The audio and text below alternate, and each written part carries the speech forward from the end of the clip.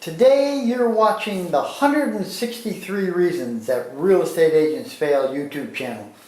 And today's presentation is about failure reason number 6.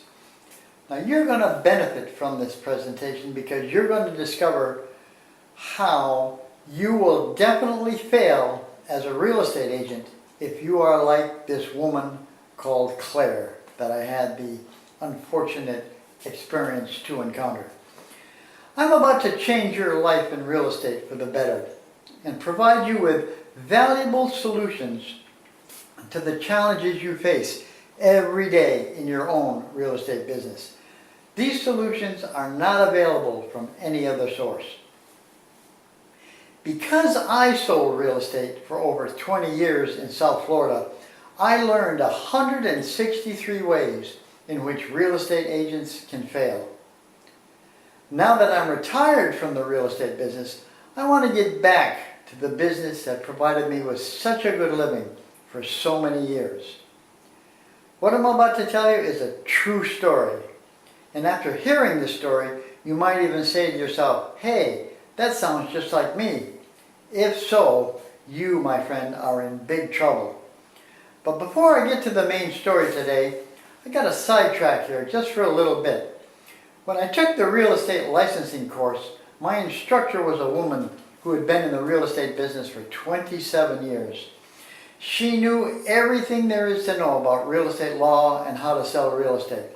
But she started teaching the class, she asked us a very simple question. Let me see how many hands of those who are in this business merely because they want to help people. The majority of the hands in the room went up. The instructor says, I'll call her Judy, which was not her real name, by the way. Then she said something that really surprised all of us. Judy said, if your reason for getting into real estate is to help people, you might as well not waste your time and money taking this course. Those who get into real estate with the purpose of just helping people being their main reason will ultimately fail, and they will end up broke and depressed. Wow, what a beginning. It wasn't until months later that I understood the meaning of what Judy had told us that day. Now, here is the story that proves Judy's point. When I began my real estate career, I was in a small office of only 6 agents, including the owner-broker. One of my fellow agents was a sweet and gentle lady who we'll call Claire for the purposes of this video. One day when we were all in the office, Claire received a phone call from one of her home sellers. The person on the other end of the phone was upset because her home had not been shown much, and it had been on the market for 4 months, and she had not received any offers at all. The home seller was very mean and aggressive to Claire. She ripped Claire up one side and down the other.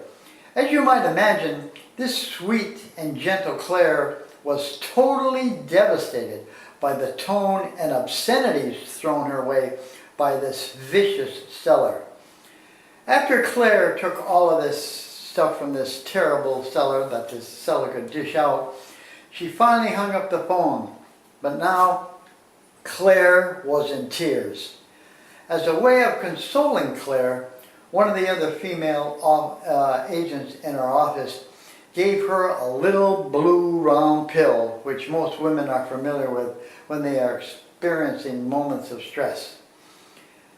About half an hour later, Claire had stopped crying and finally related to us the nasty, horrible things that the home seller had said to her. It was apparent to me right then that Claire wasn't going to make it in the real estate business. And I was right.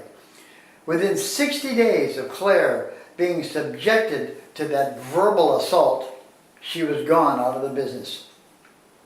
She quit real estate and got a regular 9-to-5 job, which was more in keeping with her psychological makeup. You too will definitely fail as a real estate agent if you're like Claire. You must get your emotions out of the way. Real estate is not a warm and fuzzy business in which everybody is nice, friendly, and kind. In fact, the very opposite is true. Real estate can, at times, be a very brutal business. If you can't stand up to the highly aggressive and nasty people, then let me give you a good piece of advice right now. Get out of real estate before you're forced out. Like I said at the beginning of this presentation, you will benefit from this information because now you have hopefully discovered that to be successful in real estate, you must get your emotions out of the way. Because not only are there a lot of nasty buyers and sellers out there, but also there are a lot of nasty real estate agents who will give you a tough time and rake you over the coals also. So until next time, go out there, take a listing that is priced right, and get a 7% or higher commission. You can do this, but every day, 7 days a week, a new video will be uploaded by this YouTube channel.